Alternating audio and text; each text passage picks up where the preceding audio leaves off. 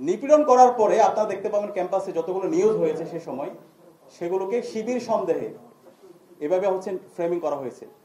যখন শিবির সন্দেহে কোনো ছাত্রকে নির্যাতন করা হয় তখন আমরা সেলিব্রেশন দেখতে পেয়েছি, এবং পত্রিকা, মিডিয়া হাউস, এদেশের সিভিল সোসাইটি সবাই সেটার বৈধতা তারা দিত, এবং এটা নিয়ে কেউ প্রতিবাদ করতো না, যেহেতু শিবির তার কোনো অধিকার থাকতে নাই, তাকে মেরে ফেলা বৈধ। আমি এই পর্যায়ে সভাপতির বক্তব্য নিয়ে আসার জন্য অনুরোধ করছি আমাদের ডাকসুর ভিপি আবু সাদিক মোহাম্মদ কায়েম ভাইকে। সরি ভাই।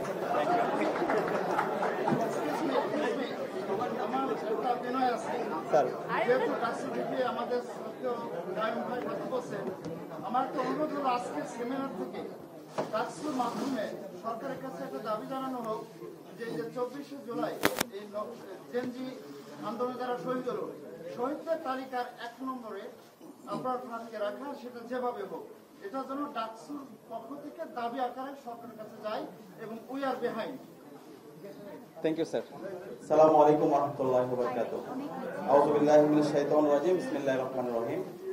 স্মরণে মননে শহীদ আবরার ফাহাদ শীর্ষক আজকের সেমিনারে উপস্থিত আমাদের সকলের শ্রদ্ধাভাজন শহীদ আবরার ফাহাদের সম্মানিত পিতা মোহাম্মদ বরকতুল্লাহ, উপস্থিত মজলুম সম্পাদক, আমাদের সকলের একান্ত শ্রদ্ধাভাজন, আধিপত্যবাদের বিরুদ্ধে, আগ্রাসনের বিরুদ্ধে, ফেসিবাদের বিরুদ্ধে যিনি সবসময় তার কলম উঁচু রেখেছেন এবং পুরো প্রজন্মকে রাস্তা দেখিয়েছেন, আমাদের সকলের শ্রদ্ধাভাজন ডক্টর মাহমুদুর রহমান, উপস্থিত বিশিষ্ট বহু রাজনীতিকবিদ এবং পরিবেশবিদ, আমাদের সকলের শ্রদ্ধাভাজন শিক্ষক ডক্টর আব্দুর রহমান স্যার, উপস্থিত শহীদ আবরার ফাহাদের শ্রদ্ধেয় ছোট ভাই আবরার ফায়াজ, উপস্থিত রেজাল করিম রনি ভাই, সম্পাদক জবান পত্রিকা, এবং ইসলামী ছাত্র শিবিরের সাবেক কেন্দ্রীয় সভাপতি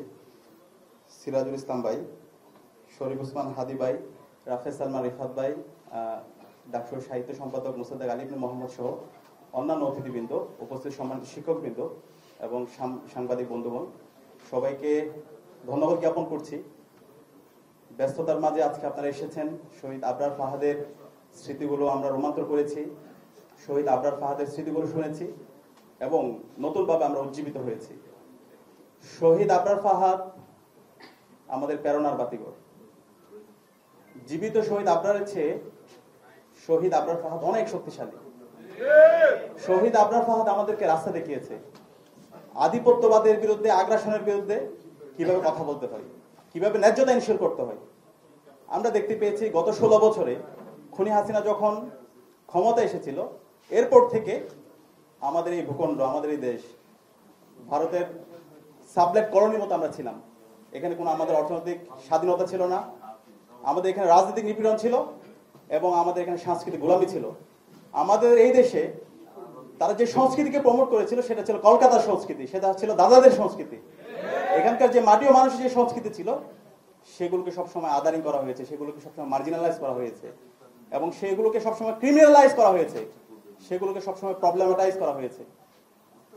এবং যারা এদেশের মাটি ও মানুষের কথা বলেছে, যারা ইনসাফের কথা বলেছে, যারা আধিপত্যবাদের বিরুদ্ধে, আগ্রাসনের বিরুদ্ধে যারা কথা বলেছে, তাদেরকে বিভিন্নভাবে ফ্রেমিং করা হয়েছে, ট্যাগিং করা হয়েছে।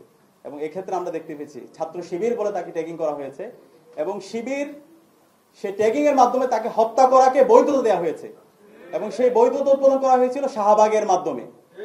এবং এই শাহবাগের বিরুদ্ধে যিনি কথা বলেছেন, যিনি পুরো প্রজন্মকে রাস্তা দেখিয়েছেন, তিনি হচ্ছেন আমাদের শ্রদ্ধাভাজন ডক্টর মাহমুদুর রহমান। আমরা স্যারকে আন্তরিকভাবে মোবারকবাদ জ্ঞাপন করছি এবং এই জুলাইয়ের প্রজন্ম, পুরো প্রজন্ম আজীবন আমরা মাহমুদুর রহমান স্যারের যে কন্ট্রিবিউশন সেটা আমরা শ্রদ্ধার সাথে স্মরণ রাখবো। এবং একই সাথে অসংখ্য মানুষ, এদেশের মুক্তিকামী ছাত্র জনতা, তারা সবসময় লড়াই করেছে। শহীদ আবরার ফাহাদ শাহাদাতের পূর্বে যদি আমরা একটু দেখি, প্রতিটি ক্যাম্পাসে এবং সারা দেশে অসংখ্য নির্যাতন, নিপীড়ন হয়েছে। নিপীড়ন করার পরে আপনারা দেখতে পাবেন ক্যাম্পাসে যতগুলো নিউজ হয়েছে সে সময় সেগুলোকে শিবির সন্দেহে এভাবে ফ্রেমিং করা হয়েছে। যখন শিবির সন্দেহে কোনো ছাত্রকে নির্যাতন করা হয় তখন আমরা সেলিব্রেশন দেখতে পেয়েছি এবং পত্রিকা, মিডিয়া হাউস, এদেশের সিভিল সোসাইটি সবাই সেটার বৈধতা তারা দিত এবং এটা নিয়ে কেউ প্রতিবাদ করতো না। যেহেতু শিবির, তার কোনো অধিকার থাকতে নেই, তাকে মেরে ফেলা বৈধ, তাকে মেরে ফেলা জায়েজ।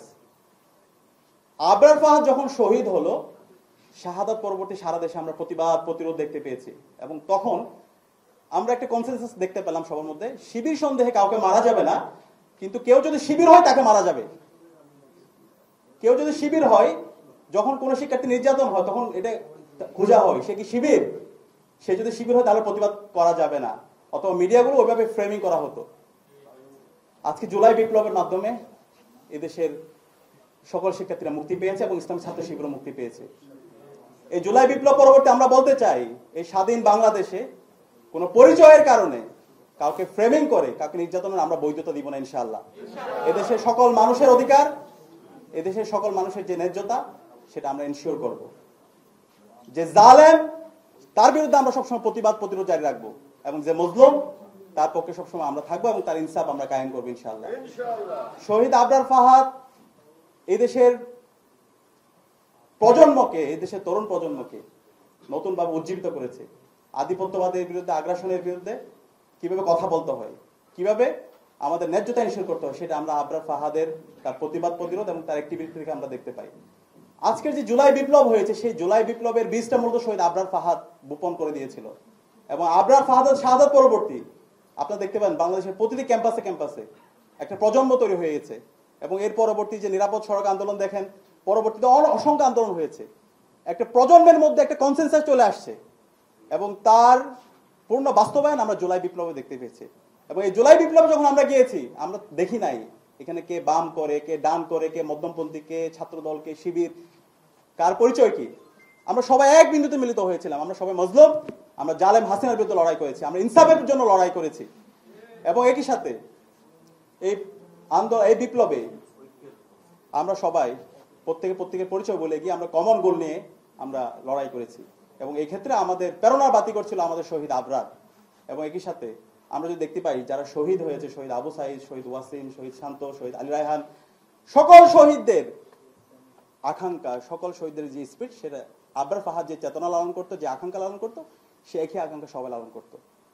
আজকে জুলাই বিপ্লব হলো, জুলাই বিপ্লব পরবর্তী 1 বছর পার হলো, শহীদদের যে প্রত্যাশা, শহীদদের যে আকাঙ্ক্ষা, সেই আকাঙ্ক্ষার আলোকে একটি বৈষম্যহীন ইনসাফ ভিত্তিক বাংলাদেশ বিনির্মাণের যে স্বপ্ন, সেই স্বপ্ন এখন পর্যন্ত আমরা বাস্তবায়ন করতে পারি নাই। আমরা সবাইকে অনুরোধ করব, একটা জাতি আর কত রক্ত দিবে? 54 বছরে তো আমরা কম রক্ত দিইনি।